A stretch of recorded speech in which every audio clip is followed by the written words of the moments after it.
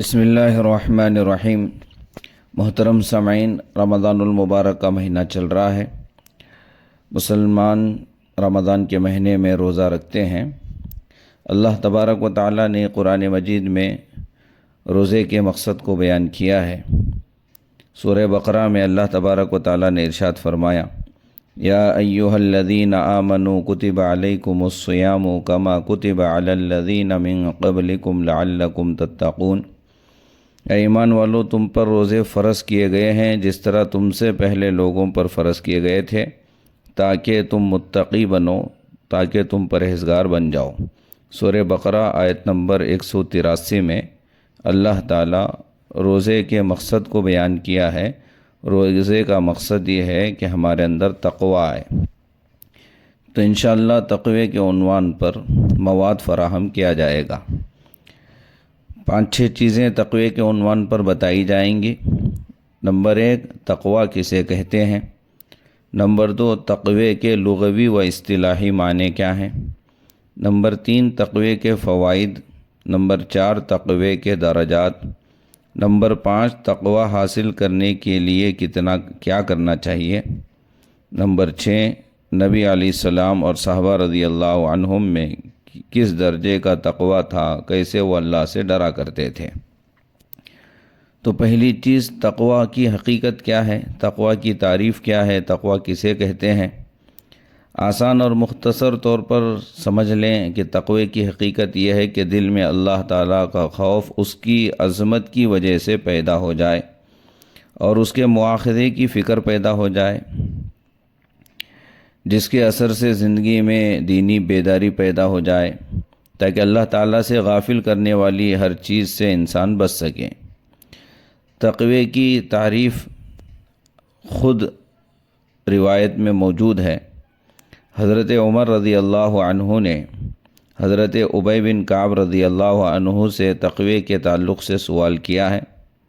یہ واقعہ علامہ ابن کثیر رحمۃ اللہ علیہ نے تفسیر ابن کثیر جلد نمبر 1 میں قرآن مجید کی جو آیت ہے، ذالک الکتاب لا ریب فیہ ھدی للمتقین، متقین کی تفسیر میں اسے لکھا ہے۔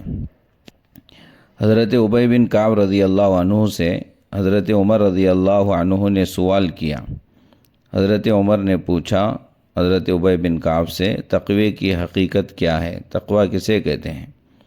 تو حضرت ابی بن کعب رضی اللہ عنہ کا جواب کیا تھا۔ حضرت ابی بن کعب رضی اللہ عنہ نے عرض کیا، اے امیر المؤمنین، کیا کبھی کسی کانٹوں والے راستے سے آپ کا گزر ہوا ہے؟ فرمایا، جی ہاں، کئی بار گزر ہوا ہے۔ حضرت ابی بن کعب رضی اللہ عنہ نے سوال کیا، اس وقت آپ نے گزرنے کے لیے کیا طریقہ اختیار کیا تھا؟ جواباً حضرت عمر رضی اللہ عنہ نے ارشاد فرمایا، اس موقع پر خود کو اور اپنے کپڑوں کو نہایت سمیٹ کر بڑے احتیاط سے چلا ہوں کہ کہیں دامن کانٹوں سے الجھ نہ جائے۔ تب حضرت ابی بن کعب رضی اللہ عنہ نے عرض کیا، حضرت یہی تو تقوی ہے۔ کیا مطلب ہے؟ یہ دنیا گویا کہ کانٹے دار ہے، یہ دنیا خاردار وادی ہے۔ اس خارستان میں ہر طرف گناہوں کے کانٹے موجود ہیں، اس لیے دنیا میں اس طرح زندگی بسر کرنا کہ ہمارا ایمانی دامن گناہوں کے کانٹوں سے الجھنے نہ پائے، اسی کا نام تقوی ہے۔ تو یہ تقوی کی تعریف ہے، تقوی کی حقیقت ہے۔ تقوی کی لغوی تعریف کیا ہے؟ تقوی کی لغوی تعریف و اصطلاحی تعریف۔ لغت کے اعتبار سے تقوی کسے کہتے ہیں؟ مشہور کتاب المفردات فی غریب القرآن میں تقوی کی لغوی تعریف بیان کی ہے۔ امام راغب اصفہانی رحمۃ اللہ علیہ نے تقوی لفظ یہ وقایتاً سے بنا ہے، جس کے لغوی معنی ہیں حفظ الشیء مما یؤذیہ ویضرہ، یعنی کسی چیز کو تکلیف دہ اور نقصان دہ چیزوں سے بچانا، یہ تقوی کے لغوی معنی ہیں۔ اور تقوی کی اصطلاحی تعریف، اللہ کے نبی علیہ الصلاۃ والسلام نے تقوی کے بارے میں کہا، حدیث میں التقوی ہا ہونا، دل کی طرف اشارہ کر کے اللہ کے نبی علیہ السلام نے کہا تھا کہ تقوی کا تعلق دل سے ہے۔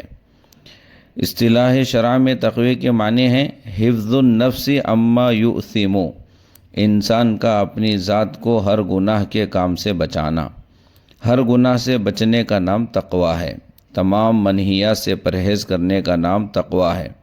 یہاں تک کہ بعض مباح چیزیں جن میں کسی وجہ سے کچھ شبہ پیش آ جائے تو انہیں بھی چھوڑ دینا، یہ بھی تقویٰ ہے۔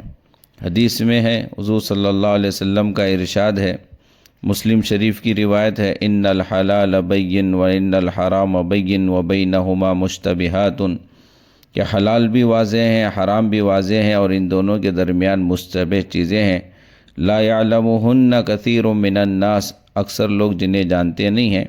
فمن اتقى الشبہات استبرأ لدینہ وعرضہ ومن وقع فی الشبہات وقع فی الحرام۔ جنہوں نے مشتبہ چیزوں سے بچا، گویا کہ وہ تقوی کے اعلیٰ درجے پر ہیں، اور جو مشتبہ چیزوں سے نہیں بچے، ہو سکتا ہے کہ مشتبہ چیزوں میں ملوث ہونے کی وجہ سے حرام کا بھی ارتکاب ہو جائے۔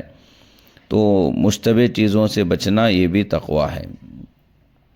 اسی طرح حضرت علی رضی اللہ عنہ کا ایک قول ہے تقوی کی تعریف کے تعلق سے، فتاوی النووی میں یہ تعریف حضرت علی کے منقول کی گئی ہے، ہی الخوف من الجلیل والعمل بالتنزیل والقناعۃ بالقلیل والاستعداد لیوم الرحیل۔ تقویٰ نام ہے رب جلیل سے ڈرنے کا، عمل بالقرآن کا، اور تھوڑے پر قناعت کر کے آخرت کے دن کے لیے تیاری کرنے کا۔ تو بہرحال تقوی کی لغوی و اصطلاحی تعریف بیان کی گئی۔ نمبر 3، تقوی کے فائدے کیا ہیں؟ انسان جب تقوی اختیار کرتا ہے تو اللہ تبارک و تعالیٰ اسے کیا کیا چیزوں سے نوازتا ہے۔ سورہ طلاق میں آیت نمبر 2، 3 آیتوں سورہ طلاق میں اللہ تعالیٰ نے تقوی اختیار کرنے والے متقی کے لیے بہت سارے فائدوں کو بیان کیا ہے۔ تقوی اختیار کرنے کا سب سے پہلا فائدہ، وَمَن يَتَّقِ اللَّهَ يَجْعَل لَّهُ مَخْرَجًا، جو بندہ اللہ سے ڈرتا ہے تو اللہ تعالیٰ اس کے لیے دنیا و آخرت کے غم سے نکلنے کی راہ پیدا فرما دیتے ہیں، رنج سے، غم سے اللہ نجات دیتے ہیں۔ ظاہر بات ہے دنیا دار التکلیف ہے، یہاں کی خوشی ہمیشہ کی خوشی نہیں، یہاں کا غم ہمیشہ کا غم نہیں، لیکن اللہ تبارک و تعالیٰ جو بندہ غم میں، رنج میں مبتلا ہو جاتا ہے، متقی اگر وہ بندہ ہے تو اللہ تعالیٰ اسے ان چیزوں سے نجات دیتے ہیں۔ اب اس کے ماتحت بہت سارے واقعات ہیں۔ اللہ تعالیٰ نے حضرت موسیٰ علیہ السلام کو فرعون سے نجات عطا کیا، اور اللہ تعالیٰ ہمارے نبی علیہ السلام کو غار ہیرا کے اندر سے حضرت ابو بکر رضی اللہ عنہ جو یار غار تھے، دونوں کو اللہ تعالیٰ وہاں سے نجات عطا کیا۔ اللہ کے نبی علیہ السلام کا غار ہیرا کا واقعہ، ہجرت کا واقعہ، اور حضرت موسیٰ علیہ السلام کا واقعہ، کہ جو بندہ متقی ہوتا ہے، اللہ سے ڈرتا ہے، تقوی اختیار کرتا ہے، اللہ تبارک و تعالیٰ وَمَن يَتَّقِ اللَّهَ يَجْعَل لَّهُ مَخْرَجًا، اللہ اسے غم سے نجات عطا کرتے ہیں۔ اور سورہ طلاق ہی کی آیت میں تقوی کا دوسرا فائدہ بیان ہے، وَيَرْزُقْهُ مِنْ حَيْثُ لَا يَحْتَسِبُ، کہ اللہ تبارک و تعالیٰ وہاں سے رزق عطا کرتے ہیں متقی کے لیے جہاں سے اس کا گمان بھی نہیں ہوتا۔ بہت سارے اس تحت بھی واقع ہیں کہ اللہ تعالیٰ واقعات موجود ہیں کہ اللہ تعالیٰ رزق وہاں سے دروازے کھول دیتے ہیں جہاں سے انسان کا گمان بھی نہیں ہوتا۔ یہ ایک واقعہ کتاب میں تفسیر قرطبی میں لکھا ہے۔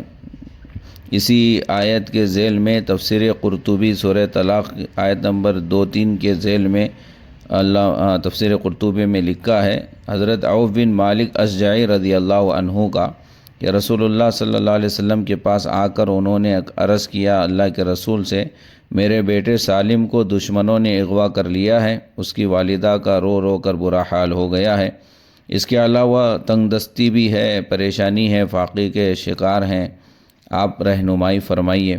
آپ صلی اللہ علیہ وسلم نے اس وقت میں انہیں فرمایا تھا، اتق اللہ واصبر وآمرک وإیاہ ان تستکثر من قول لا حول ولا قوة الا باللہ، کہ اللہ سے ڈرو اور صبر کرو۔ نیز میں آپ دونوں کو یہ مشورہ دیتا ہوں، یعنی آپ میاں بیوی، لا حول ولا قوة الا باللہ کثرت سے پڑھو۔ حضرت عوف رضی اللہ عنہ کو تسلی ہوئی، گھر واپس آئے، اہلیہ کو حضور صلی اللہ علیہ وسلم کا پیغام سنایا کہ نبی نے ہمیں حکم دیا ہے کہ ہم لا حول ولا قوت الا باللہ کثرت سے پڑھیں۔ آپ کی اہلیہ سن کر انہیں بھی تسلی ہوئی اور انہوں نے بھی کہا کہ بہت اچھی بات ہے۔ دونوں اس کلمے کا کثرت سے ورد کرنے لگے۔ اسی دوران دشمن ان کے بیٹے سے کچھ دیر کے لیے غافل ہوئے۔ اس موقع کو غنیمت جان کر ان کا بیٹا ان کی 4000 بکریوں کو بھی اپنے ساتھ ہانک کر لے آیا۔ تو یہ آیت کریمہ اس وقت میں نازل ہوئی۔ تو آپ صلی اللہ علیہ وسلم سے جب ان بکریوں کے بارے میں حضرت عوف بن مالک اشجعی رضی اللہ عنہ نے سوال کیا تو آپ صلی اللہ علیہ وسلم نے فرمایا کہ وہ بکریاں تمہارے لیے حلال ہیں۔ اس واقعے میں غور کرنے سے معلوم ہوتا ہے کہ جب رسول اللہ صلی اللہ علیہ وسلم کی حکم کی پیروی کرتے ہوئے حضرت عوف بن مالک اشجعی رضی اللہ عنہ نے تقوی کے ساتھ صبر کیا تو آپ کی دونوں پریشانیاں ایک ساتھ اللہ تعالیٰ نے حل فرما دیں۔ بیٹا بھی واپس مل گیا اور بکریاں ملنے سے فاقہ کشی کا علاج بھی ہو گیا۔ تو دوسرا وَيَرْزُقْهُ مِنْ حَيْثُ لَا يَحْتَسِبُ، تیسرا فائدہ اس کے بعد والی آیت میں، سورہ طلاق کی بعد والی آیت میں اللہ فرماتے ہیں وَمَن يَتَّقِ اللَّهَ يَجْعَلْ لَهُ مِنْ أَمْرِهِ يُسْرًا، اور جو شخص اللہ تعالیٰ سے ڈرتا ہے تو اس کے کام میں آسانی فرما دیتا ہے۔ تقوی کا فائدہ یہ ہے کہ اللہ تعالیٰ اپنے متقی بندوں کے تمام امور دنیا و آخرت کو آسان فرما دیتے ہیں۔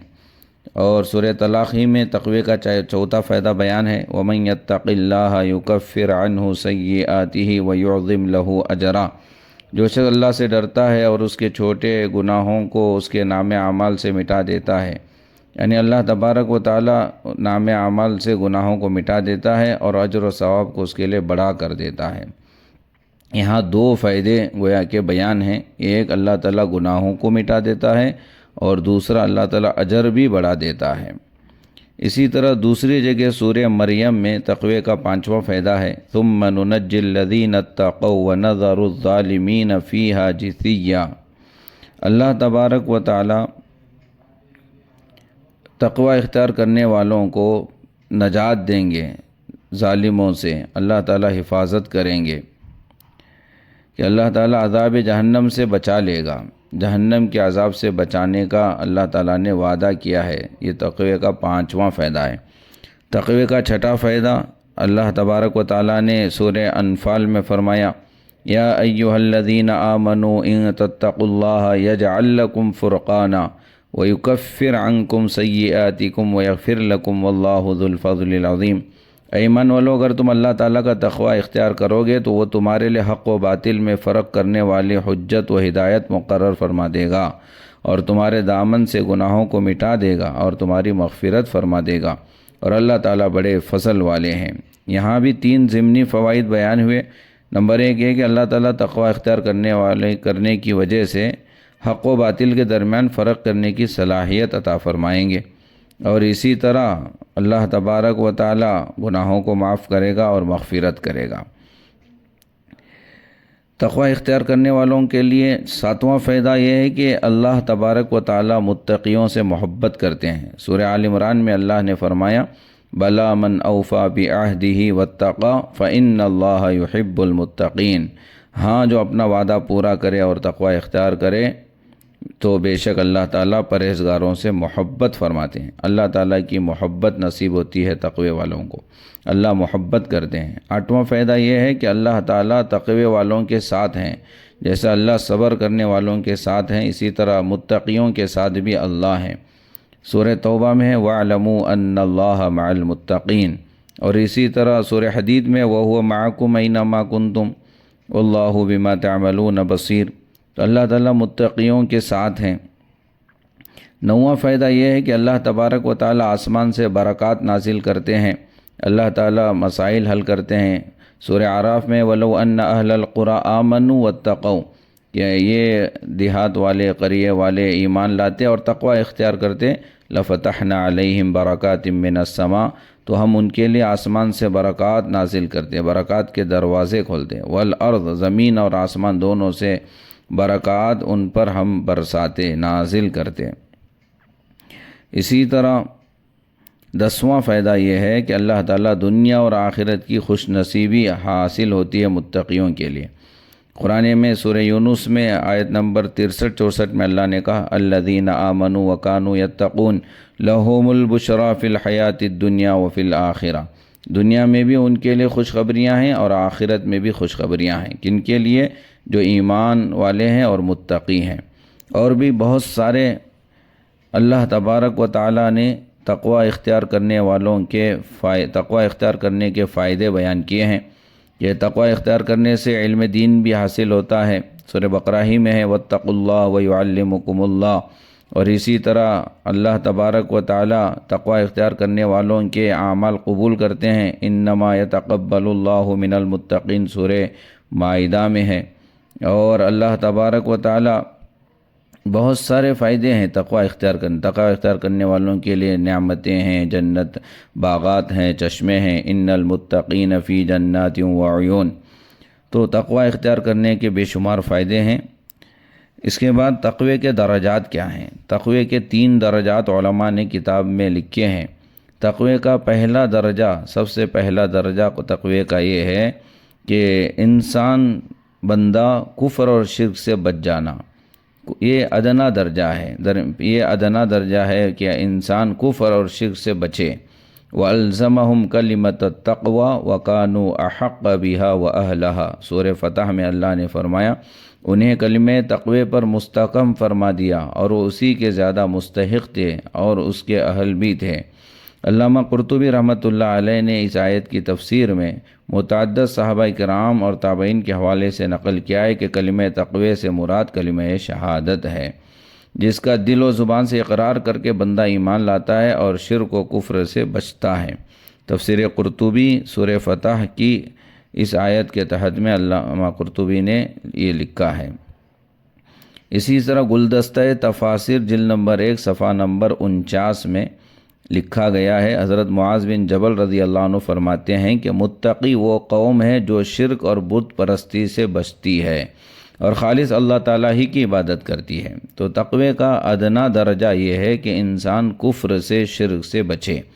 تقوی کا دوسرا درجہ یہ ہے کہ انسان کفر اور شرک سے تو بچتا ہے، ساتھ ہی ساتھ صغیرہ اور کبیرہ گناہوں سے بھی بچ جائے۔ یہ درمیانی درجے کا تقوی ہے، یہ متوسط درجے کا تقوی ہے۔ گلدستہ تفاسیر جلد نمبر 1 صفحہ نمبر 48 میں حضرت حسن بصری رحمۃ اللہ علیہ فرماتے ہیں کہ متقی شخص وہ ہے جو حرام سے بچے اور فرائض بجا لائے۔ حرام سے بچنا، فرائض بجا لانا، یہ تقوی کا درمیانی درجہ ہے۔ تقوی کا بڑا درجہ، آخری درجہ، آخری درجہ یہ ہے کہ انسان کفر سے بھی بچے، شرک سے بھی بچے، گناہوں سے بھی بچے اور ساتھ ہی ساتھ مکروہات اور مشتبہات سے بھی بچے۔ اپنے باطن کو غیر اللہ میں مشغول نہ کریں، خیال ہو تو صرف اللہ تعالیٰ کا، محبت ہو تو صرف اللہ تعالیٰ کی۔ تقوی کے زینے کی اس سیڑھی پر پہنچ کر انسان خود میں ضم ہو جاتا ہے، پھر دنیا کی ساری مرغوبات اور طمع و حرص اس سے کوسوں دور ہو جاتی ہے۔ یہی حقیقت میں تقوی کا آخری درجہ ہے۔ اسلاف صحابہ رضی اللہ عنہم، تابعین، اولیاء اعظام میں اسی درجے کا تقوی تھا۔ اس تیسرے درجے کے تقوی میں امام ابو حنیفہ رحمۃ اللہ علیہ کا وہ واقعہ مشہور ہے کہ امام اعظم ابو حنیفہ نعمان بن ثابت رحمۃ اللہ علیہ کے بارے میں واقعہ لکھا گیا ہے کہ آپ نے تجارت میں اپنے ایک شریک حضرت حفص بن عبد الرحمن کے پاس کچھ کپڑا بھیجا۔ کپڑے کا ایک تھان ذرا سا عیبدار تھا تو حضرت رحمۃ اللہ علیہ نے بتایا کہ خریدار کو اس سے ضرور آگاہ کر دینا۔ اتفاق سے وہ خریدار کو بتانا بھول گئے اور یاد بھی نہ رہا کہ وہ عیبدار تھان کس کے ہاتھ فروخت ہوا۔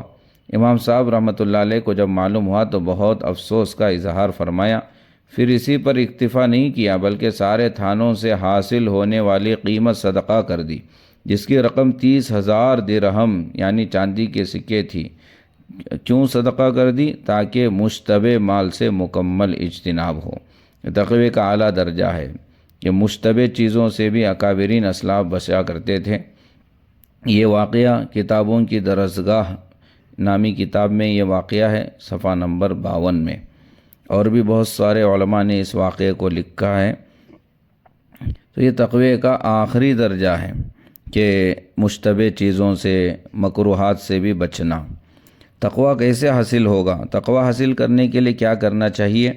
قرآن میں اللہ فرماتا ہے یا ایھا الذین آمنوا اتقوا اللہ وکونوا مع الصادقین، کہ ایمان والو اللہ سے ڈرو، یعنی تقویٰ اختیار کرو اور سچوں کے ساتھ رہو۔ تو معلوم یہ ہوا کہ اچھی صحبت سے تقویٰ حاصل ہوتا ہے، اچھی صحبت اختیار کرنے سے تقویٰ حاصل ہوتا ہے۔